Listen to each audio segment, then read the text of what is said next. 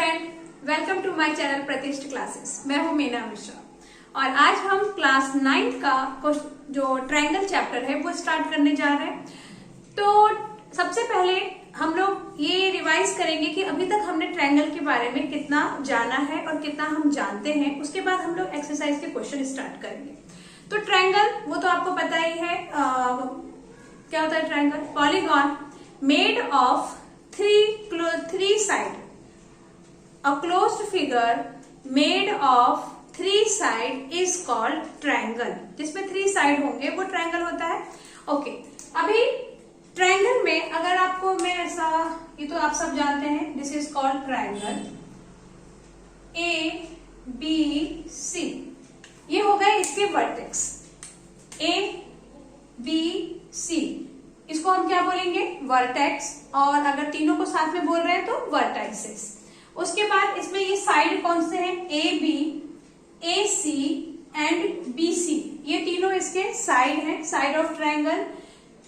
Next, अब हम इसका देखेंगे कि इसमें एंगल कौन से हैं। तो एंगल कौन सा है? A, angle B, angle C. इस तरह से आप लिख सकते हो, angle A, angle B, angle C. या फिर 3 लेटर में भी हम लिखते हैं, जैसे कि आप इसको क्या लिखोगे? Angle B A C, angle B A C, angle A C B, and next हम लिख सकते हैं एंगल सी बी ए। ये आप लोगों को पता है कि जिस भी एंगल की हम बात करते हैं वो लेटर बीच में आना चाहिए। जैसा कि मैंने यहाँ पे लिखा है एंगल बी ए सी, मतलब हम इसके बारे में बात कर रहे हैं, तो ये बीच में है। सी की बात करें तो ए सी बी। तो इस तरह से या तो आप 1 लेटर में नेम लिख सकते हैं या फिर 3 लेटर में। नेक्स्ट आता है एक्सटीरियर एंगल। तो एक्सटीरियर एंगल, अगर मैं इस साइड को थोड़ा एक्सपांड कर दूं, इस साइड को एक्सपांड कर दूं, इसको एक्सपांड कर दूं, तो ये जो एंगल बनेंगे ये सारे क्या है? इसके एक्सटीरियर एंगल। सिमिलरली ये एक्सटीरियर एंगल इस तरह से भी बन सकता है, ये भी एक्सटीरियर एंगल हो सकता है। दिस वन एक्सटीरियर एंगल, इसको आप ऐसे बढ़ाओ तो ये भी एक्सटीरियर एंगल है, बट ये एक्सटीरियर एंगल नहीं है। एक्सटीरियर एंगल कौन सा है? ये, लेकिन ये जो साइड में बनेगा वो एक्सटीरियर एंगल नहीं है। तो इसका मतलब ये हुआ कि अगर ट्रायंगल में 3 इंटीरियर एंगल होते हैं जो कि ये अंदर है, तो एक्सटीरियर एंगल कितना होगा? 1 2 3 4 5 6 होते हैं एक्सटीरियर एंगल। ओके, अभी जो नेक्स्ट हम पढ़ेंगे वो हम पढ़ेंगे टाइप्स ऑफ ट्रायंगल। तो types of triangle on the basis and on the angles. Types of triangle on the basis of side. तो बेसिस ऑफ साइड, उसमें आपके 3 टाइप्स होते हैं, equilateral triangle, isosceles triangle and scalene triangle. Equilateral triangle में क्या होगा? All side is equal. अगर हम इस ट्रायंगल की बात करें A B C, if measurement of all side is equal. Measurement equal होने का मतलब ये हुआ कि let's take it is 3 centimetre, this is also 3 centimetre and this is also 3 centimetre. So measurement of all side is equal, then that triangle is called equilateral triangle. Next is isosceles triangle. अभी isosceles triangle क्या है? अगर ऐसा मैं same triangle वापस बनाऊं, but this time ये जो 2 साइड है this is equal, A B C, measurement of this 2 side is equal, let's take it is 4 centimetre and 4 centimetre. तो 2 साइड का मेजरमेंट अगर इक्वल है तो उसको हम बोलेंगे isosceles triangle. Clear? Next is scalar triangle. तो स्केलर ट्रायंगल क्या हो जाएगा? जिसमें measurement of all side is different. इसको आप 2 ले लो, इसको 3 ले लो, इसको 4 ले लो, तीनों ही अलग, तो उसको हम बोलेंगे स्केलर ट्रायंगल। तो ये आप समझ गए। On the basis of sides triangle के 3 टाइप होते हैं, इक्विलेटरल, आइसोसेलेस एंड स्केलर। और अब जो हम नेक्स्ट पढ़ेंगे वो हम पढ़ेंगे types of triangle on the basis of angle. तो एंगल के बेस पे कितने ट्रायंगल होंगे? Acute angle triangle, right angle triangle and obtuse angle triangle. तो एक्यूट एंगल ट्रायंगल क्या होगा?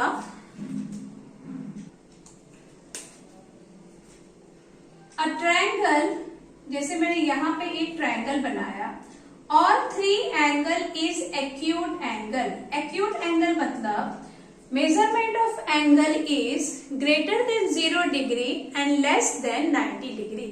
अगर ऐसा कुछ होता है, जैसे ले लो कि ये 60-60 है, sum of 3 angle of triangle is 180 degree always, तो इसलिए मैंने ये तीनों 60-60 लिया है, क्योंकि तीनों को प्लस करेंगे तो 180 आ जाएगा। तीनों ही एक्यूट एंगल है, तो ये जो ट्रायंगल हुआ वो हो गया एक्यूट एंगल ट्रायंगल। देन आपका है राइट एंगल ट्रायंगल। तो राइट एंगल ट्रायंगल मतलब कोई भी एक एंगल अगर 90 डिग्री है, क्योंकि राइट एंगल का मेजरमेंट होता है 90 डिग्री, कोई भी एक एंगल अगर 90 डिग्री है तो उस ट्रायंगल को हम बोल सकते हैं right angle triangle. ABC, this measurement of angle B is 90 degree, ये हो गया right angle triangle. Then obtuse angle triangle. Obtuse angle measurement of one angle is more than what? More than 90 degree. So let's imagine it is 130। अगर ये 130 है तो ये दोनों कितने कितने के हो सकते हैं? इसको अगर मैं 30 ले लूं तो ये 30, और ये फिर लेना पड़ेगा हमको 20, तभी 180 होगा, क्योंकि अभी बताया आपको कि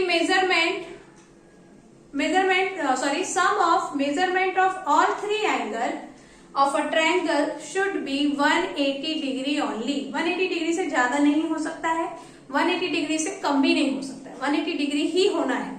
तो ये हो गया आपका ऑब्ट्यूज एंगल ट्रायंगल। तो समझ गए, याद आ गया कि ट्रायंगल्स के कौन कौन से टाइप हैं। अभी ट्रायंगल के बारे में थोड़ा और इंफॉर्मेशन हम लेते हैं। तो next, medians of triangle and altitudes of triangle. तो मीडियन क्या होता है? मीडियन देखो, अगर ये एक ट्रायंगल है, सपोज ये ट्रायंगल ही है ABC, तो ये वर्टेक्स से अगर मैंने लाइन ड्रॉ किया और वो लाइन कहां तक गया?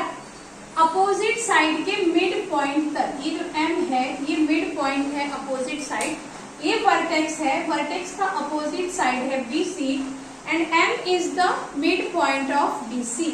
तो AM को क्या बोलेंगे? AM is median of BC।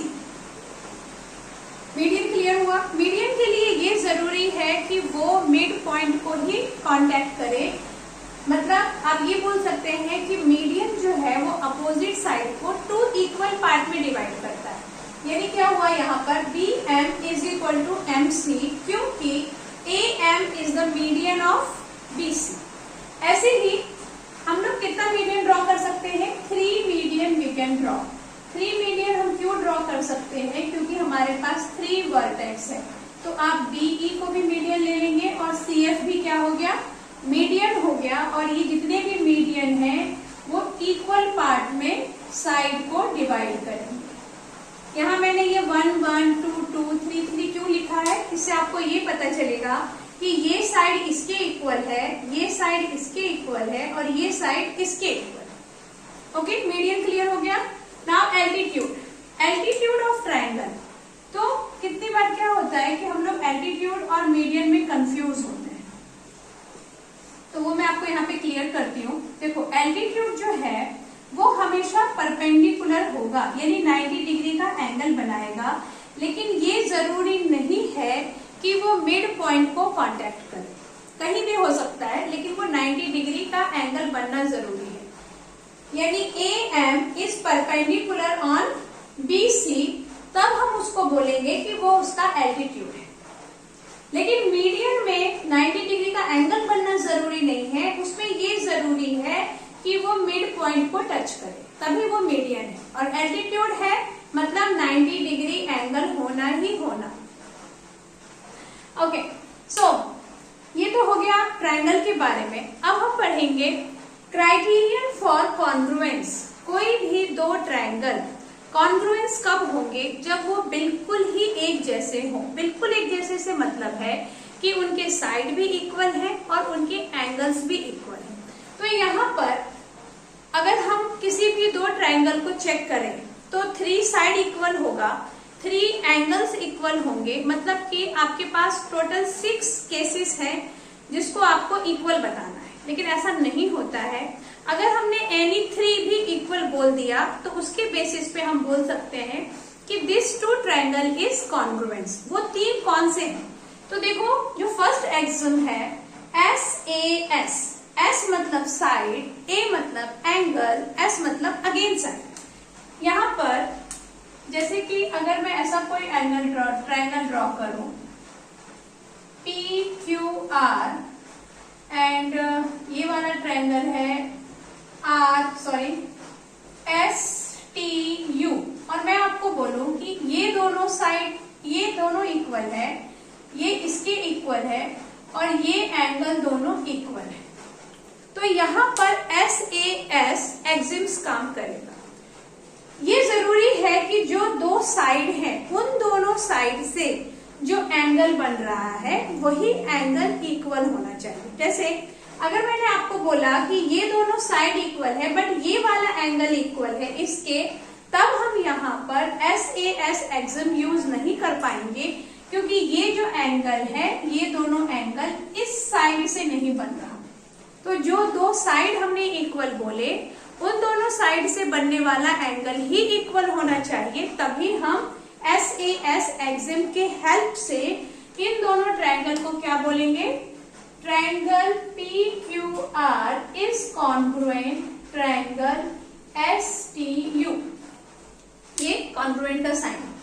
उसके बाद AAS एक्सिम, इसमें क्या होगा? Angle angle side. अब इसका क्या मतलब है कि जैसे मेरे पास ये एक ट्रायंगल है और एक और ट्रायंगल, क्योंकि 2 में ही हम कंपेयर कर सकते हैं, और इसमें ये दोनों एंगल अगर इक्वल है, ये इसके इक्वल हो गया और ये आपस में इक्वल हो गया and this side is equal, तब हम बोल सकते हैं कि AAS टेस्ट यहाँ पर अप्लाई हो रहा है और ये दोनों ट्रायंगल कॉन्ग्रुएंट है। ऐसे ही SSS एक्सिम में क्या होगा, समझ ही गए होंगे आप लोग। SSS मतलब तीनों साइड अगर इक्वल है तो हम उसको कॉन्ग्रुएंट बोल सकते हैं।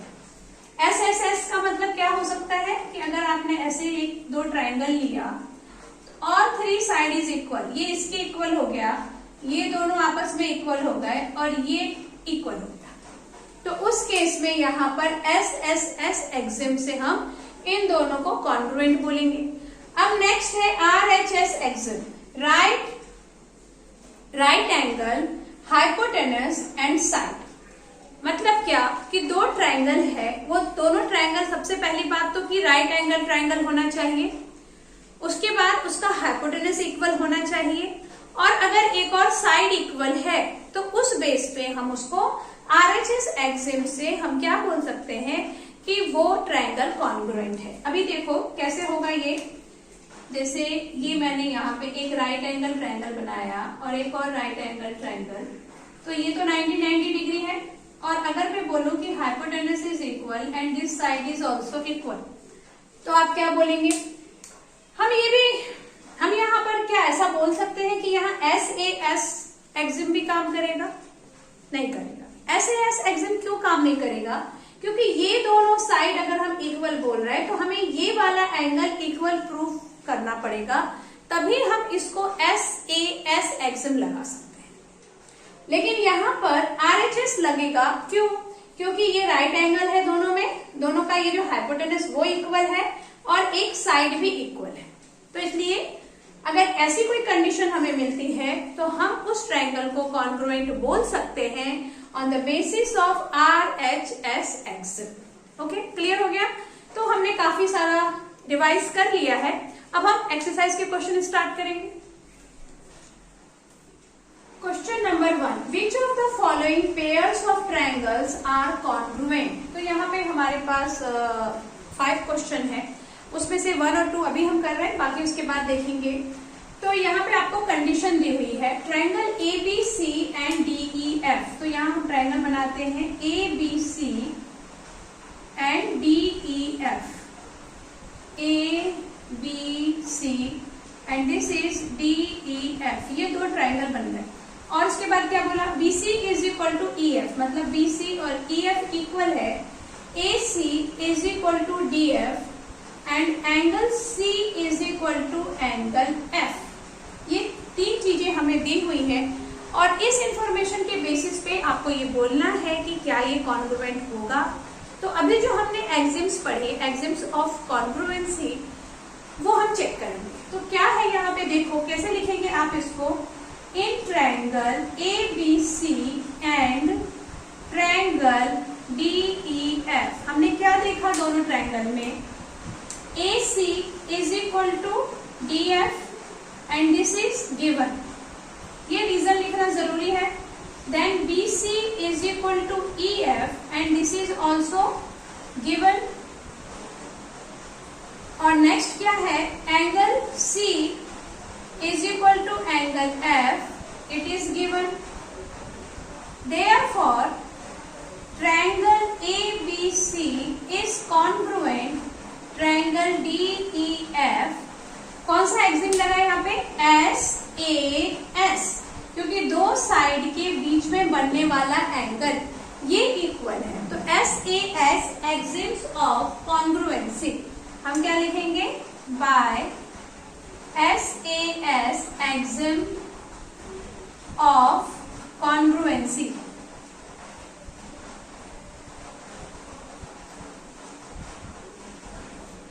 तो इससे हमने बोल दिया कि ये दोनों ट्रायंगल जो था हमारा वो कॉन्ग्रुएंट था। अभी देखते हैं नेक्स्ट, ये कॉन्ग्रुएंट है कि नहीं। तो ABC and PQR again draw करते हैं, ABC और PQR। तो ये हमने बनाया ABC and the second is PQR। इसमें क्या क्या गिवन है, AB is equal to PQ, ये इक्वल है BC, this one is equal to QR and angle C and angle R is equal। अभी देखो ये साइड ये दोनों इक्वल है और एंगल ये वाला है, इन दोनों साइड से बनने वाला एंगल इक्वल नहीं दिया हुआ है, इसलिए हम इसको कॉन्ग्रुएंट नहीं बोल सकते हैं। तो हम यहाँ पर क्या लिखेंगे, तो क्या लिखना था हमें, क्या क्या गिवन है, क्या लिखेंगे पहले, in triangle ABC and triangle PQR। क्या देखा हमने दोनों ट्रायंगल में, AB is equal to PQ, BC is equal to QR and angle C is equal to angle R। Therefore अभी डायरेक्ट हम लिख सकते हैं, triangle ABC is not, triangle ABC is not congruent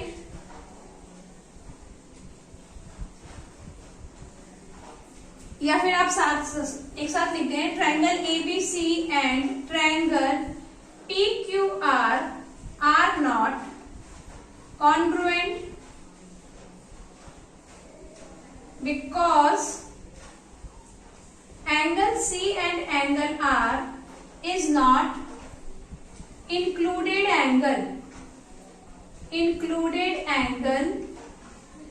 of equal side। जो side हमको equal दिया है उसमें ये इंक्लूड नहीं हो रहा है ये एंगल, इसलिए यहाँ पर हम SAS एक्सिम नहीं लगा पाएंगे और इसलिए ये कॉन्ग्रुएंट नहीं है। Okay, now the next question that is C, triangle ABC and triangle LMN। अभी पहले ये दो ट्रायंगल हम बनाएंगे, ABC and LMN, ABC and this is LMN। क्या दिया हुआ है इसमें, angle angle A is 90 degree है, तो वापस बनाना पड़ेगा ABC दिस टाइम ऐसे, एंगल ABC क्योंकि A पे 90 डिग्री हमको शो करना है। नेक्स्ट इज LMN और again L is 90 degree, LMN ये 90 डिग्री हो गया। नेक्स्ट है AB is equal to LM and angle C is 40 degree, angle M ये एंगल का साइन है, एंगल M इज 50 डिग्री। ये चीजें आपको दे दी गई है, ये 90 डिग्री है, वो भी लिख देती हूँ। और हमें अब ये बताना है कि क्या ये कॉन्ग्रुएंट होगा। तो पहले तो हम ये देखते हैं कि हमारे पास क्या क्या इक्वल दिया है, उसके बाद फिर हम ये देखते हैं कि गिवन इंफॉर्मेशन के बेसिस पे हम और क्या इक्वल फाइंड कर सकते हैं। Let's check. तो क्या लिखेंगे आप, in triangle ABC and triangle LMN, क्या दिख रहा है आपको, AB is equal to LM, this is given. Then angle CAB, या फिर आप डायरेक्ट लिख दो angle A is equal to angle A is equal to angle L is equal to 90 degree and this is also given. उसके बाद angle C हमको 40 दे दिया और यहां दे दिया एंगल M 50 दे दिया, तो ये दोनों तो इक्वल नहीं दिख रहे हैं। अब हम क्या करें, इसका पता करते हैं कि ये कितने का है, क्योंकि ये 50 हमको मालूम है, तो या तो हम ये फाइंड कर ले या फिर हम ये वाला फाइंड कर ले, क्योंकि इसका ये मालूम है। अगर ये भी 40 आता है तो हम लिख देंगे C and N is equal, okay. और ऑन दैट बेसिस हम लिख सकते हैं AAS टेस्ट लगा के कि ये जो है हमारा कॉन्ग्रुएंट है, या फिर हम इसको फाइंड कर लें। अगर ये भी 50 आता है तो अगेन हम AAS लगा के इसको कॉन्ग्रुएंट बोल सकते हैं, क्योंकि दो एंगल और एक साइड अगर कॉन्ग्रुएंट है तो फिर वहां AAS अप्लाई होगा। तो इसको फाइंड कर लेती हूं मैं। कैसे फाइंड करेंगे, in triangle ABC angle B is equal to क्या होगा, 180 degree minus 90 degree plus 40 degree. ऐसा क्यों लिखा मैंने, क्योंकि sum of three angle, sum of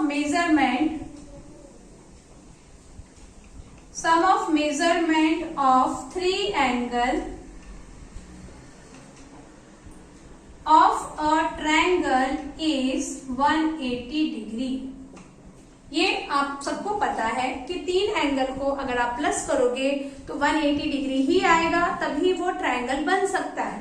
तो यहां मैंने क्या किया, ये हमको नहीं मालूम है, लेकिन हमें ये पता है कि तीनों को प्लस करने से 180 आएगा। तो 180 में से अगर मैं ये दोनों को माइनस कर दूं तो ये पता चल जाएगा, क्योंकि टोटल तो 180 है ना, टोटल 180 है, दो की वैल्यू हमें मालूम है, तो उन दोनों को प्लस करके 180 से अगर माइनस करें तो एंगल भी हम फाइंड कर सकते हैं। यहां लिख देती हूँ। तो फिर अब यहाँ देखो वही लिखा है 180 माइनस 90 प्लस 40, 90 प्लस 40 करेंगे तो कितना जाएगा, 9, 10, 11, 12, 13, मतलब angle B is equal to हो जाएगा 180 माइनस 130, angle B is equal to आ गया 50 डिग्री।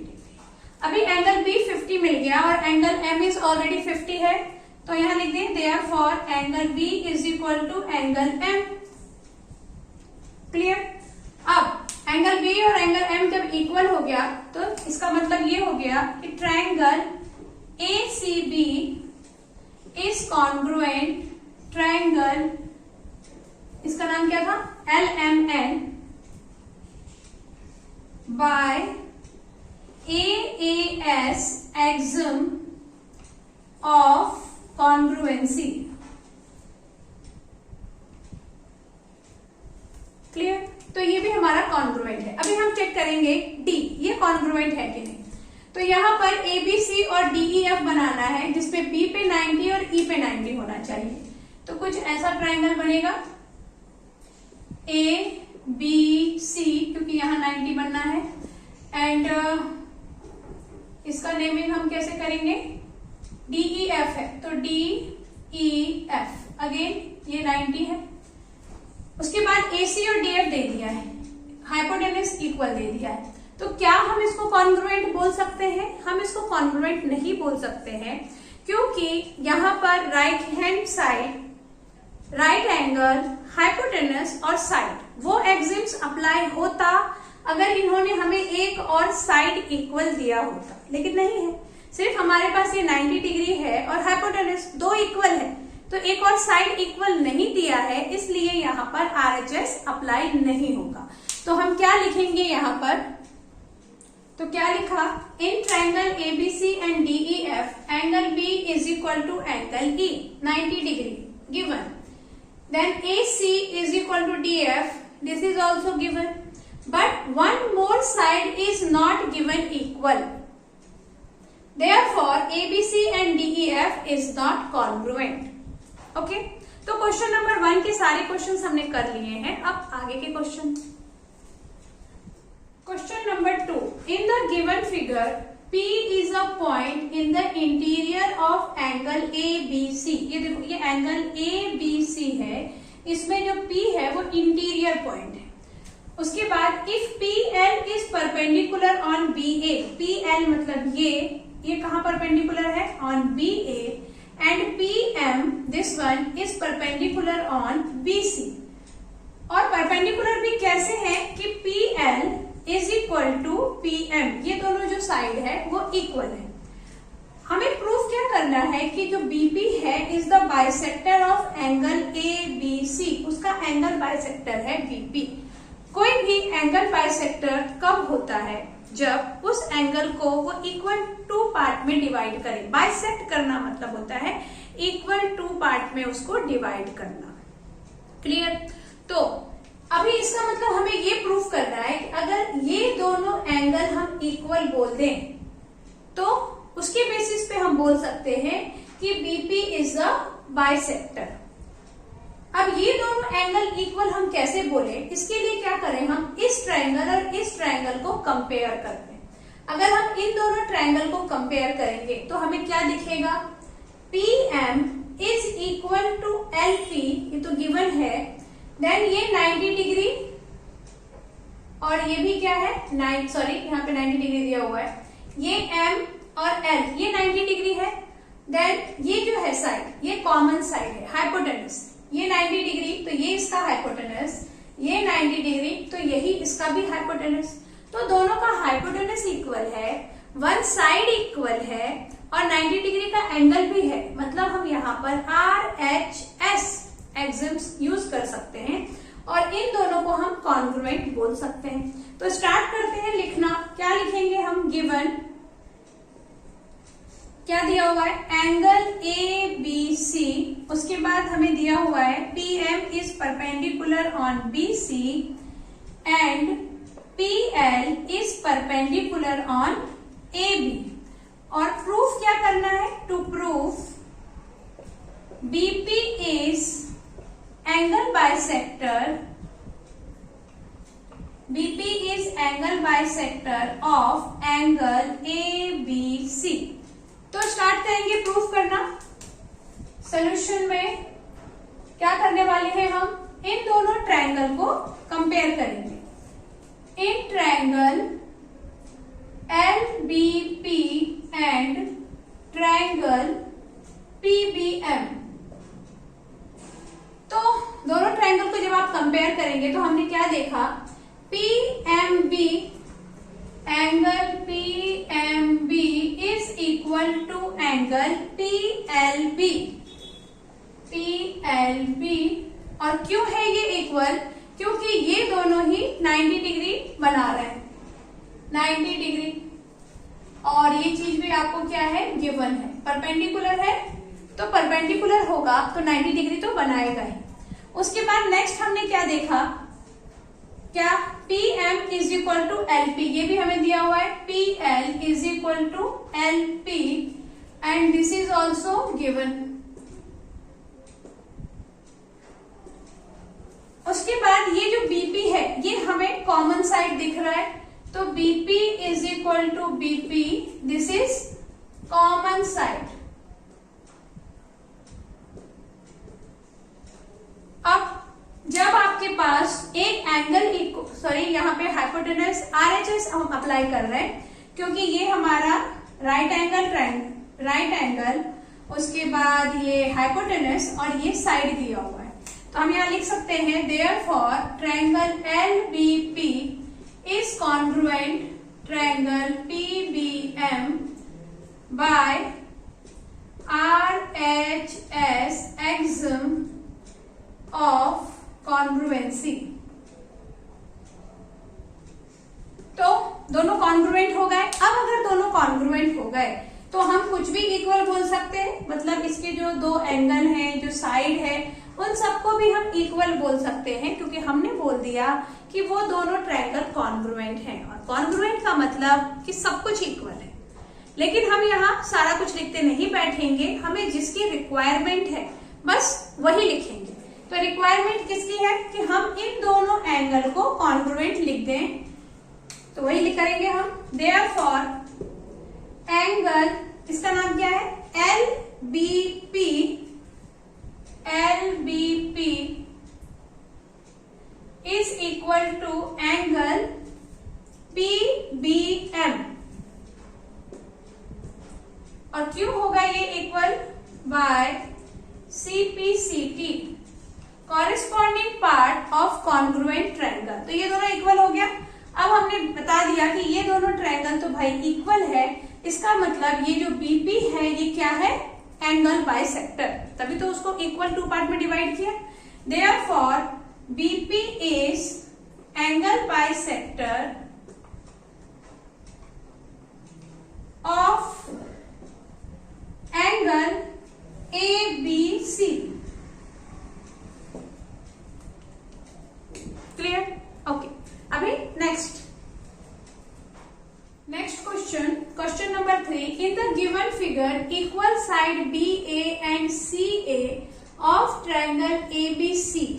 यहाँ पे देखो ये ट्रायंगल ABC है, उसमें ये जो BA एंड CA ये दोनों इक्वल साइड है, are produced to Q and P। जब आपने BA को आगे बढ़ाया तो हमें पॉइंट Q मिला, और जब CA को आगे बढ़ाया तो पॉइंट मिला P। और ये इस तरह से मिले कि AP is equal to AQ। यहाँ पर ये ध्यान देना है कि हमें ऐसा नहीं दिया हुआ है कि BQ is equal to CP, ऐसा नहीं है। क्या है, BA और CA इक्वल है, देन AQ और AP इक्वल है। ऐसे दो अलग अलग पार्ट हैं जो इक्वल है। अब प्रूफ ये करना है कि इसका जो PB है, यानी ये वाला जो साइड है वो भी इक्वल है। तो अगर आप इसको ध्यान से देखेंगे तो आपको समझ में आएगा कि ये एक ट्रायंगल बना रहा है और ये भी एक ट्रायंगल बना रहा है। अब हमें इसी ट्रायंगल के ये दो साइड इक्वल दे दिए हैं और तीसरा इक्वल हमें प्रूफ करना है। तो इसका मतलब ये हुआ कि हम इसको कॉन्ग्रुएंट अगर प्रूफ कर दें तो आंसर आ सकता है। कॉन्ग्रुएंट कैसे हो सकता है, देखो ये दोनों साइड इक्वल है गिवन, ये दोनों साइड भी गिवन। हम अगर इस एंगल, ये एंगल और ये एंगल हम बोल देंगे वर्टिकली अपोजिट, पॉसिबल है कि वो वर्टिकली अपोजिट है ही ऑफ कोर्स। तो इस बेसिस पे S एक्सिल लगा के हम इस दोनों को कॉन्ग्रुएंट बोल देंगे। और जैसे ही हमने दोनों को कॉन्ग्रुएंट कहा तो हम लिख देंगे PB is equal to QC। Proof start करते हैं। पहले गिवन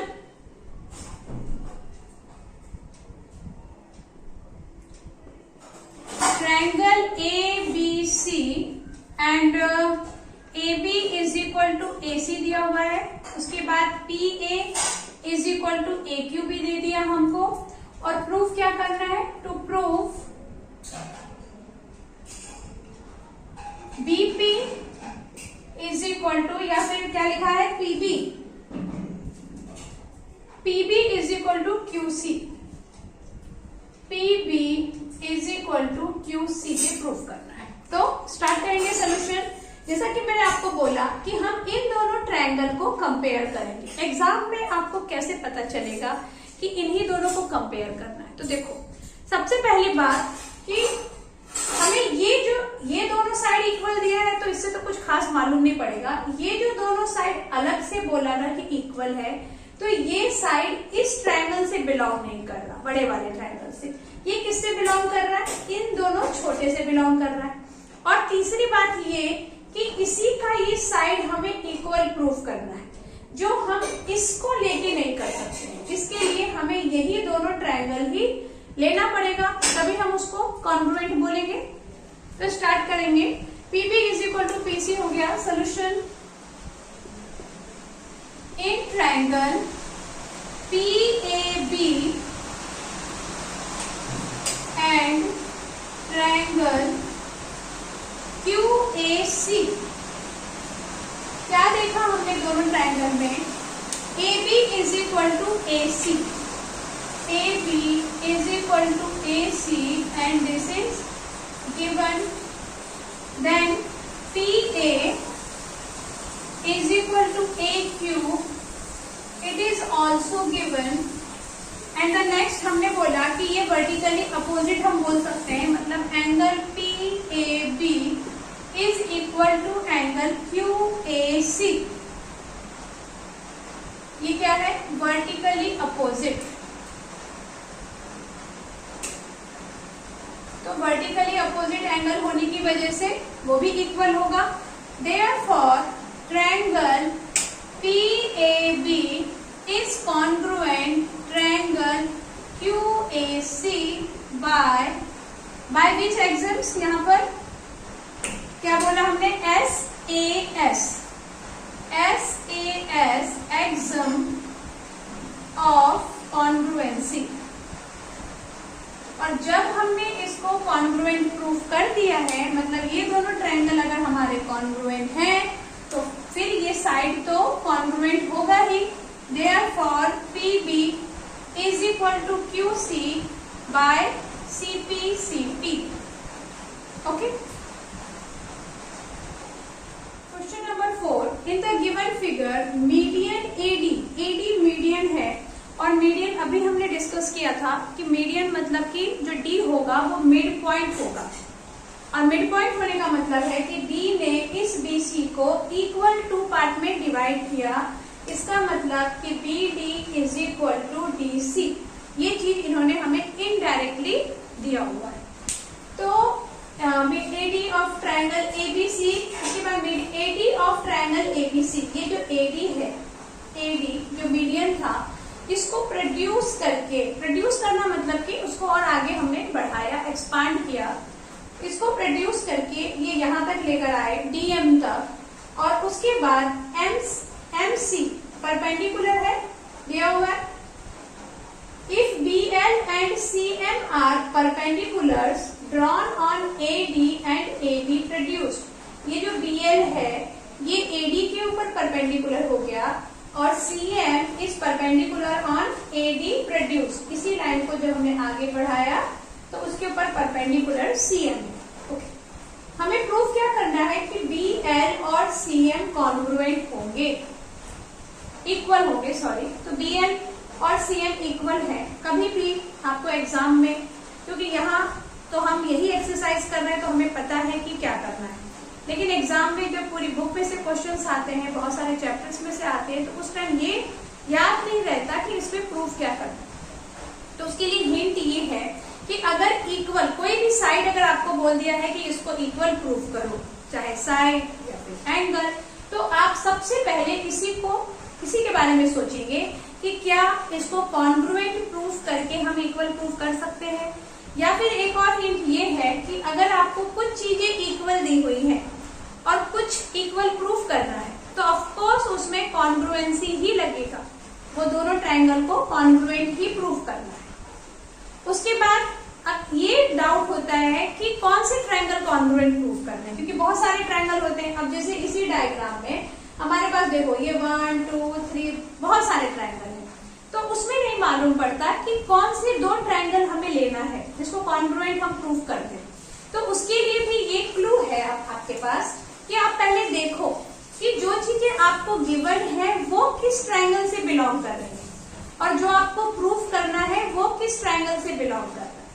तो जब आप ऐसा ऑब्जर्व करेंगे ना, तब आपको मालूम पड़ेगा। जैसे कि अब यहाँ पर ये जो गिवन है वो इसका साइड है और इसका साइड है, और ये कौन सा ट्रायंगल बना रहा है, ये ट्रायंगल भी बन रहा है और ये ट्रायंगल भी बन रहा है इस साइड से। ओके, अभी सेकेंड क्लू ये है कि यहाँ ये 90 डिग्री दे दिया है, ये जो 90 डिग्री है वो इस ट्रायंगल से बिलोंग नहीं कर रहा, तो ये ट्रायंगल तो हम अब लेंगे ही नहीं, क्योंकि हमें ये जो दो चीजें हैं वो इस ट्रायंगल से बिलोंग कर रही है। और तीसरी बात कि हमें प्रूफ क्या करना है, CM और BL जो कि इस ट्रायंगल से बिलोंग करता है, तो इसलिए हम ये वाला ट्रायंगल लेंगे, ना कि ये बड़ा वाला। ओके, तो स्टार्ट करते हैं। गिवन क्या है हमें, given triangle ABC,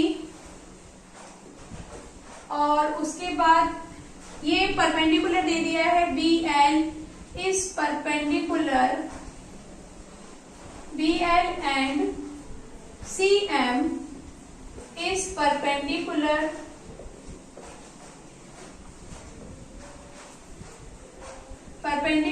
on AD and AD produced। ये हमें गिवन है और प्रूफ हमें ये करना है, टू प्रूव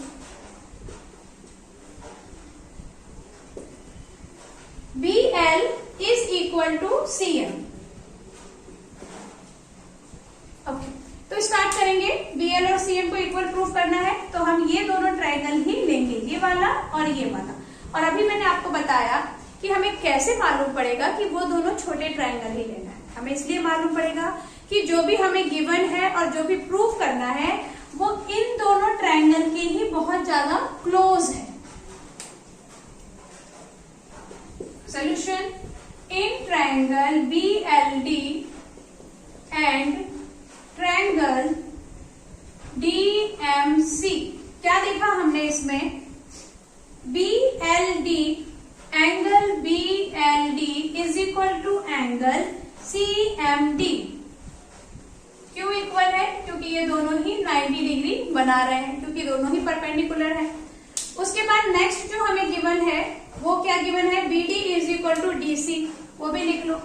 BD यहां मैंने नहीं लिखा, BD is equal to DC, ये भी गिवन है, is equal to DC and this is given. Last हम यूज कर सकते हैं अगेन ये वर्टिकली अपोजिट, तो अब वर्टिकली अपोजिट है तो इक्वल ही होगा। इसका नाम हो गया angle VDL is equal to angle CDM, and reason is what, it is vertically opposite. कभी भी ट्रायंगल में अगर दो ट्रायंगल इस तरह से कनेक्ट है, किस तरह से कनेक्ट है, ये ऐसे, तो वहां पे तो वर्टिकली अपोजिट एंगल निकलेगा ही निकलेगा। आपको याद है ना वर्टिकली अपोजिट क्या होता है, ये इस तरह से जो क्रॉस बना तो इस तरफ जो एंगल बना और ये वाला एंगल, इसको हम बोलते हैं वर्टिकली अपोजिट एंगल, और ये हमेशा इक्वल होते हैं चाहे कोई सा भी डायग्राम हो। तो यहाँ पे ये वर्टिकली अपोजिट एंगल इक्वल है, तो क्या क्या चीजें इक्वल मिल गई हमको, हमें ये दो एंगल मिल गया और एक साइड इक्वल मिल गया। तो मतलब हम यहाँ पे कौन सा एग्जाम्स लगाएंगे, AAS। तो लिखेंगे देयरफॉर ट्रायंगल, ट्रायंगल का नाम क्या था, BLD and triangle DMC, sorry यहाँ पे कॉन्ग्रुएंट का साइन आएगा, बाय AAS एक्सम ऑफ कॉन्ग्रुएंसी। अब जब हमने उसको कॉन्ग्रुएंट प्रूफ कर दिया है तो अब हम कुछ भी प्रूफ कर सकते हैं दोनों ट्रायंगल में। अभी आपको बताया कि ट्रायंगल अगर कॉन्ग्रुएंट है तो जो बचे हुए साइड और एंगल है वो तो कॉन्ग्रुएंट होंगे ही, तो बस जिसकी हमें रिक्वायरमेंट है उसको हम इक्वल बोल देंगे। Therefore BL is equal to MC और Q इक्वल है CPCT, corresponding part of congruent triangle. Okay.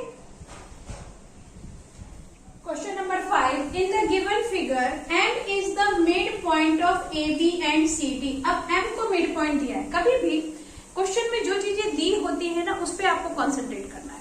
M midpoint दिया है, midpoint का मतलब क्या हुआ, कभी भी अगर दिया है कि ये midpoint है मतलब वो ये कहना चाहते हैं कि उससे रिलेटेड जो साइड है वो इक्वल है। कभी अगर आपको दिया है कि ये उसका एल्टीट्यूड है तो एल्टीट्यूड बोल के वो ये बोलना चाहते हैं कि ये परपेंडिकुलर है, यहाँ पे 90 डिग्री का एंगल आपको लेना है। तो यहाँ इन्होंने बोल दिया कि मिड पॉइंट है, तो मिड पॉइंट है मतलब ये दोनों साइड इक्वल होंगे और ये दोनों साइड भी इक्वल होंगे।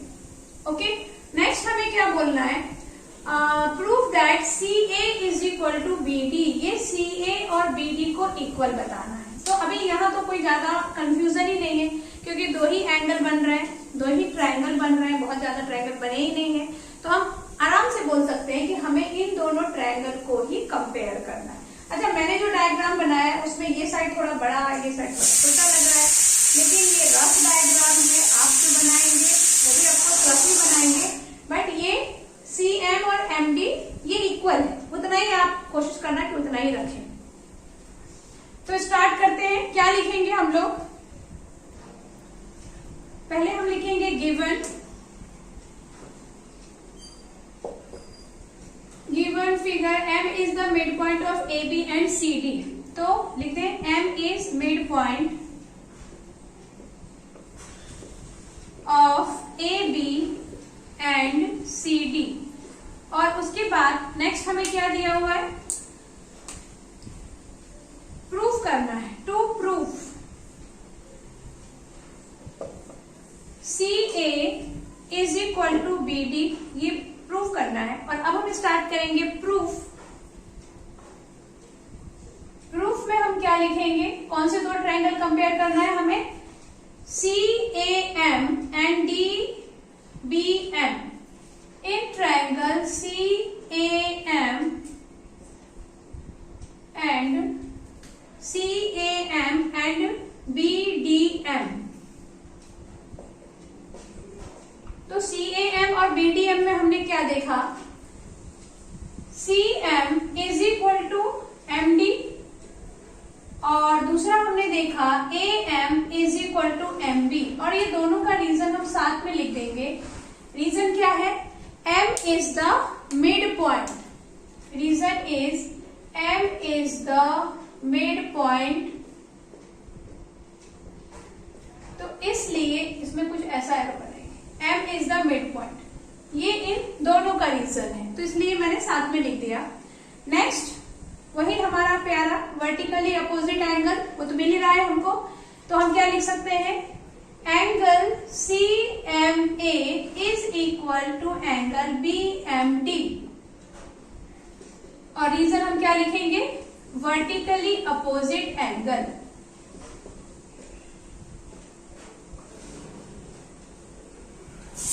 Therefore, triangle AMC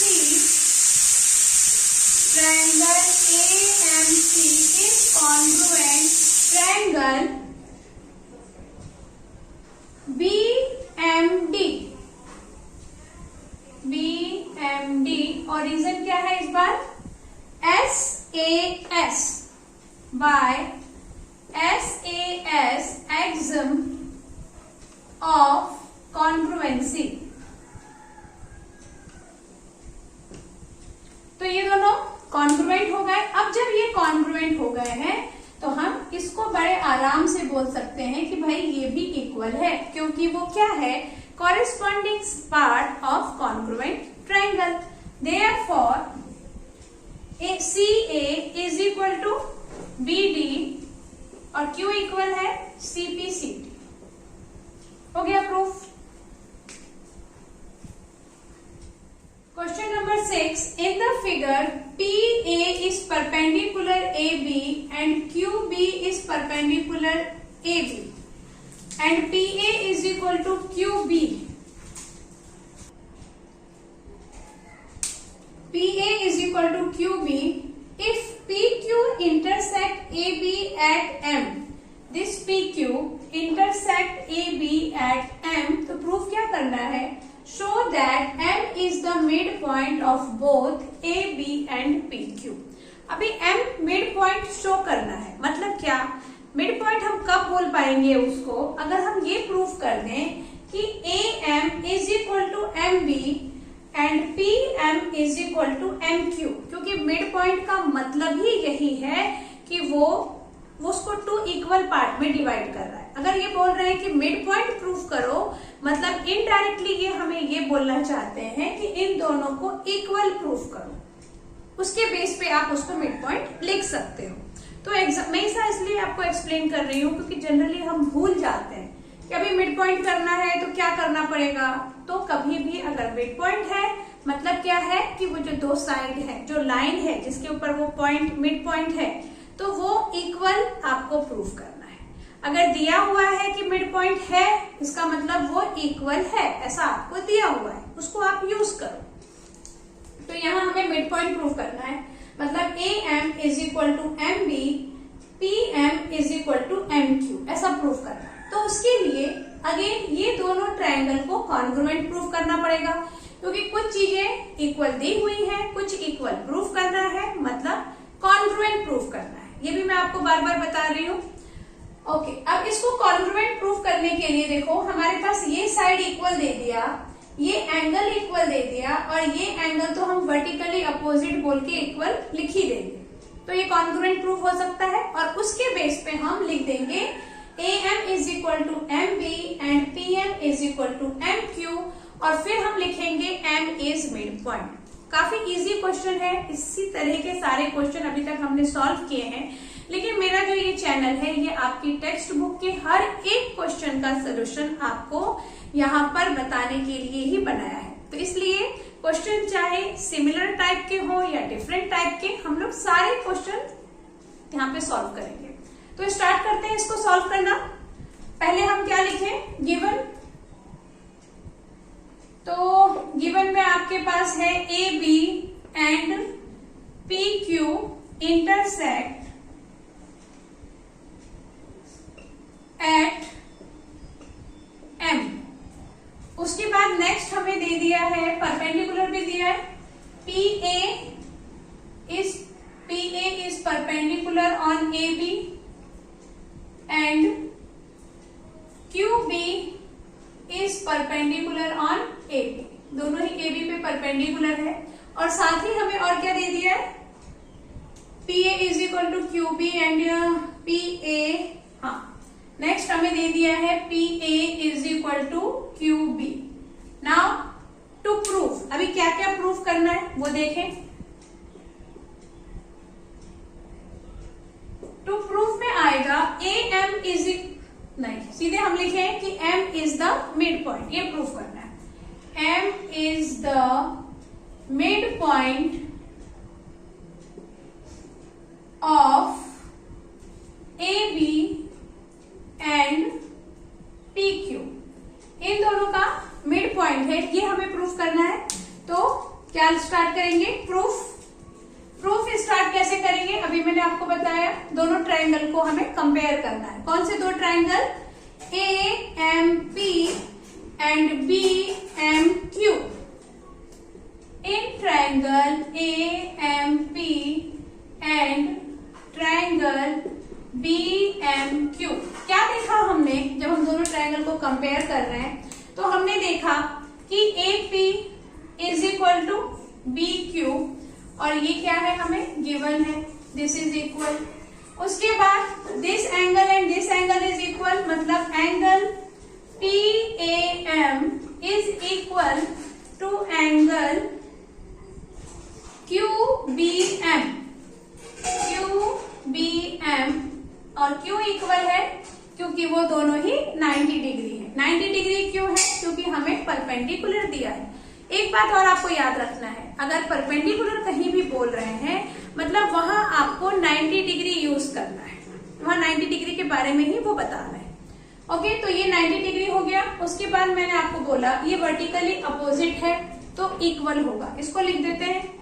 angle PMA is equal to angle BMQ and it is vertically opposite। तो ये सब चीजें इक्वल हो गई, तो यहाँ पे कौन सा एक्सम्स यूज होगा, AAS। By AAS axioms for congruency हम क्या बोल सकते हैं, therefore triangle AMP is congruent triangle BMQ by AAS axiom of congruency। ये हमने बोल दिया। अब जब ये कॉन्ग्रुएंट है तो जो बचे हुए उसके साइड है वो भी कॉन्ग्रुएंट होंगे। तो हमें क्या चाहिए, हमें चाहिए कि ये दोनों साइड और ये दोनों साइड बस हम इक्वल बोल दें तो हमारा काम हो जाएगा। तो वही करेंगे हम लोग। क्या लिखें, therefore AM is equal to MB, और इसका रीजन क्या है, CPCT corresponding part of congruent triangle, और दूसरी बात क्या हो गई, PM is equal to MQ and this is also CPCT। अब ये जो दो पार्ट हैं ये अगर इक्वल हो गए, ये हमने इक्वल बोल दिया, तो therefore M is mid point. Clear? Starting में ही आपको बताया था कि मिड पॉइंट प्रूव करना है मतलब इक्वल प्रूव करना है, इक्वल प्रूव कर दो, उसके बेसिस पे हम मिड पॉइंट लिख देंगे। Now question number 7, AX and BY are two equal line segment। यहाँ देखो AX and BY, पहले हमें इसको इक्वल बोल दिया है, तो इक्वल बोल दिया है मतलब कुछ इस तरीके से, drawn on opposite side of AB such that, ये AB के अपोजिट साइड में ये दोनों लाइन सेगमेंट है जो कि इक्वल है, ये चीज आपको समझ में आ गया। और ये AX जो है वो पैरेलल है YB के। AX एंड BY हमें इक्वल भी दे दिया है और AX और BY हमें पैरेलल भी दे दिया है। तो देखो इक्वल है तो उसको तो हम कॉन्ग्रुएंसी के लिए यूज करेंगे ही, लेकिन जो पैरेलल है, पैरेलल देने के पीछे भी एक रीजन है। अगर आपको कभी भी क्वेश्चन में दे दिया कि पैरेलल है, इसका मतलब ये हुआ कि पैरेलल होने के लिए जो प्रॉपर्टी होती है, alternate angles are equal, corresponding angles are equal, sum of interior angle should be 180 degree, इनमें से कुछ भी एक जो आपके क्वेश्चन को सूट करता है वो हमें अप्लाई करना है। यहाँ इन्होंने पैरेलल बोला तो हम क्या यूज करेंगे अभी मैं आपको बताती हूँ। Next, AB such that AX is parallel AB, if AB and XY intersect at M, तो प्रूफ क्या करना है कि AMX and BMY, this is congruence, congruence का साइन है।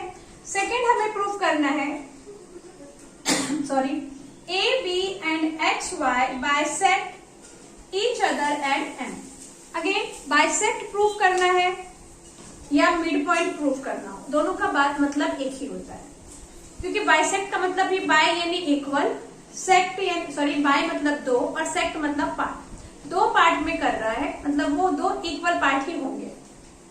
और अगर दिया है कि मिड पॉइंट प्रूफ करो, उसका भी यही मतलब हुआ कि आपको वो दो पार्ट इक्वल है ये बताना है, तभी हम उसको मिड पॉइंट बोल सकते हैं। तो यहाँ पे पहले तो इन दोनों को हमें कॉन्ग्रुएंट बोलना है। अभी कॉन्ग्रुएंट हम कैसे बोलेंगे, देखो AX और BY ये हमें इक्वल दे दिया, ओके।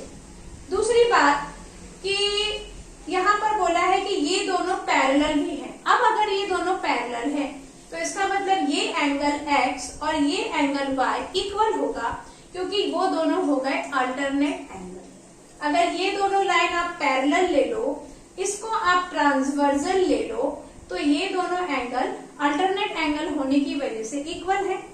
क्लियर? दो चीजें मिल गई। तीसरा ये वर्टिकली अपोजिट तो दिख ही रहा है, इसको भी हम इक्वल बोल देंगे। तो बाय AAS टेस्ट हम इन दोनों को बोल देंगे कॉन्ग्रुएंट, और जैसे ही कॉन्ग्रुएंट मिला तो फर्स्ट पार्ट तो हो जाएगा हमारा प्रूफ, और CPCT के बेस पे हम ये साइड इज इक्वल टू ये side and this side is equal to this side ये भी बोलेंगे, और उसके बेस पे हम बोल देंगे कि M इज क्या कर रहा है, AB and XY intersect sorry AB and XY bisect each other at M। Clear हो गया? कुछ भी अगर डाउट है तो अभी सॉल्व करेंगे, वो डाउट भी आपका क्लियर होगा। स्टार्ट कैसे करेंगे, गिवन से। इक्वल लाइन सेगमेंट हमें दे दिया है यहाँ पे AX is equal to BY, और बस, और तो कुछ नहीं दिया। और हाँ, एक चीज और दिया है कि AX इज पैरेलल BY, ये दो चीजें हमें पता है, AX और BY पैरेलल है। उसके बाद टू प्रूफ में आ जाएगा, इस बार दो चीजें प्रूफ करनी है। First is triangle AMX and triangle BMY, triangle AMX is congruent triangle BMY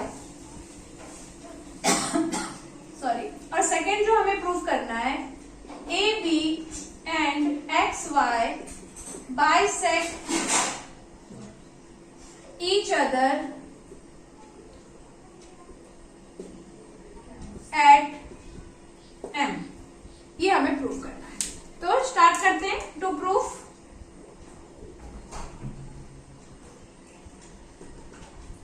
to proof पे क्या होगा, सॉरी प्रूफ होगा सिर्फ, टू प्रूफ नहीं होगा, प्रूफ। क्या करना है, इन दोनों ट्रायंगल को कंपेयर करना है। तो लिखेंगे in triangle AMX and triangle BMY। क्या देखा हमने ये दोनों ट्रायंगल में, इन दोनों को जब हम कंपेयर करेंगे तो क्या दिखेगा हमें, AX is equal to BY and this is given. Second हमने क्या देखा कि ये वर्टिकली सॉरी अल्टरनेट एंगल है, तो हम क्या लिखेंगे, angle AXM is equal to angle BYM। और रीजन क्या है इसका, vertically opposite angle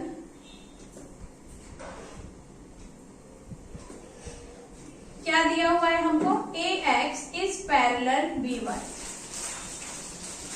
AX parallel BY given है, इसलिए हम लोग ये कॉन्सेप्ट यूज कर रहे हैं कि उसके जो वर्टिकली अपोजिट एंगल होंगे वो इक्वल होंगे, तो इसलिए हमने इन दोनों को इक्वल बोल दिया। देन लास्ट ये वर्टिकली अपोजिट एंगल नहीं है, ये अल्टरनेट एंगल है, अल्टरनेट एंगल। नेक्स्ट ये वर्टिकली अपोजिट एंगल होगा, इसका नाम क्या है, AMX is equal to angle BMY। और ये रीजन क्या है इसका इक्वल होने का, वर्टिकली अपोजिट।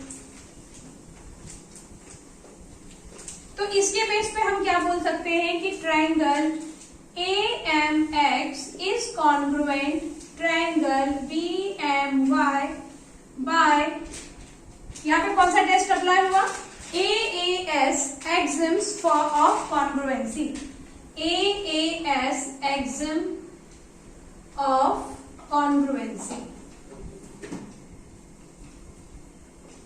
अब जब हमने इनको कॉन्ग्रुएंट प्रूफ कर दिया है तो उसके बेस पे हम क्या लिख सकते हैं, जैसा कि मैंने आपको बताया हमें लिखना, नेक्स्ट फर्स्ट चीज तो हमारी प्रूफ हो गई। सेकेंड हमें क्या प्रूफ करना था, AB and XY bisect each other at M। तो अब सेकेंड हमें क्या करना है, इन दोनों साइड को और इन दोनों साइड को इक्वल बोलना है। तो हम क्या लिखेंगे, therefore AM is equal to MB। और क्यों ये इक्वल होगा, CP/CT। Next therefore XM is equal to MY, ये भी इक्वल है और ये भी रीजन क्या है, CP/CT। And again therefore AB and जो भी हमें यहाँ पे प्रूव करना था, XY bisect each other at M। तो इस तरह से क्वेश्चन नंबर 8 हमारा प्रूफ हो गया है। अब एक और क्वेश्चन, सॉरी मैंने इससे पहले कहा था कि क्वेश्चन 8 कंप्लीट हुआ है, एक्चुअली वो क्वेश्चन नंबर 7 था। क्वेश्चन नंबर 8 ये है, in the given figure the side BA and CA of triangle ABC have been produced to D and E। ये जो लिखा होता है बस लिखने का इनका तरीका अलग है, बाकी कुछ नहीं। ट्रायंगल ABC लिया और A को प्रोड्यूस करके BA को प्रोड्यूस यानी आगे बढ़ा के बना दिया AD, और CA को आगे बढ़ा के बना दिया EA। Produce to D and E such that BA is equal to AD। और ये जो BA को आगे बढ़ा के जो ये AD बनाया है वो कैसा बनाया कि ये दोनों इक्वल है। ऐसे ही CA को प्रोड्यूस करके जो इन्होंने EA बनाया है वो भी ऐसे ही बनाया कि दोनों इक्वल है, ऐसा दिया है हमको। अभी प्रूफ क्या करना है कि ED और BC पैरेलल होंगे। तो वापस वही बात मैं समझाऊंगी कि पैरेलल प्रूफ करना है मतलब अल्टरनेट एंगल इक्वल है ऐसा हमें बताना है, तभी हम उसको पैरेलल प्रूफ कर पाएंगे। या कभी किसी क्वेश्चन में अगर पैरेलल दिया हुआ है मतलब आप वहां पे यूज कर लो कि अल्टरनेट एंगल इक्वल है। Fine, parallel alternate angle equal है ये हमें प्रूफ करना है, तो इसका मतलब इन दोनों को कॉन्ग्रुएंट प्रूफ करना होगा। इस बार मैं गिवन और टू प्रूफ नहीं लिख के सीधे प्रूफ लिखती हूँ, क्योंकि अब तक आप समझ गए होंगे कि कैसे लिखना है। Sorry, in triangle AED and triangle ABC क्या देखा हमने, EA is equal to AC and this is given, then BA is equal to AD and it is also given, and the next हम क्या लेने वाले हैं, ये पैरेलल है, ये तो पैरेलल है, दो साइड इक्वल दे दिया और ये वर्टिकली अपोजिट एंगल हम यहाँ यूज कर सकते हैं। तो angle BAC is equal to angle EAD, angle EAD, और रीजन क्या है, vertically opposite angle.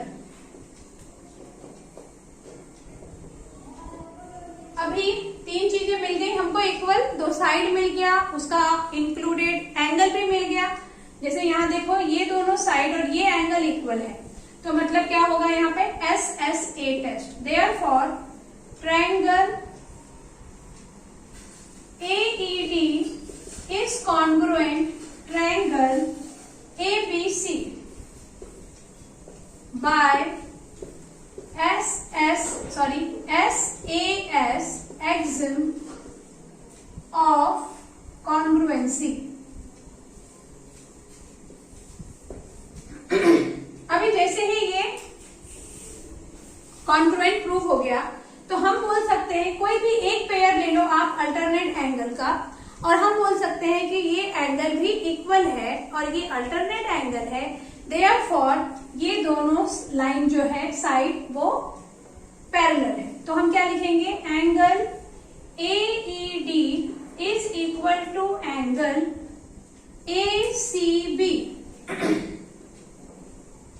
Bye CPCT, और ये जो हमने एंगल बोला है कि ये दोनों एंगल इक्वल है CPCT की वजह से, तो ये दोनों एंगल क्या है, अल्टरनेट एंगल है। तो हम बोलेंगे दिस इज अल्टरनेट एंगल, और अल्टरनेट एंगल अगर इक्वल प्रूफ हो गया मतलब ये जो साइड है जिसमें वो अल्टरनेट एंगल बना है वो पैरेलल है। ED is parallel BC, proof हो गया ये। Question number 9, in the given figure the line segment AB and CD intersect at point M in such a way that AM is equal to MD। यहाँ आपको ध्यान देना है कि ये जो AM है वो MD के इक्वल है। इससे पहले जो हम क्वेश्चन देख रहे थे जिसमें इस टाइप का डायग्राम हमको मिलता था, तो ये साइड और ये साइड इक्वल होते थे और ये इसके इक्वल होता था। इस बार थोड़ा अलग है कहानी, ये इसके इक्वल है and CM is equal to MB।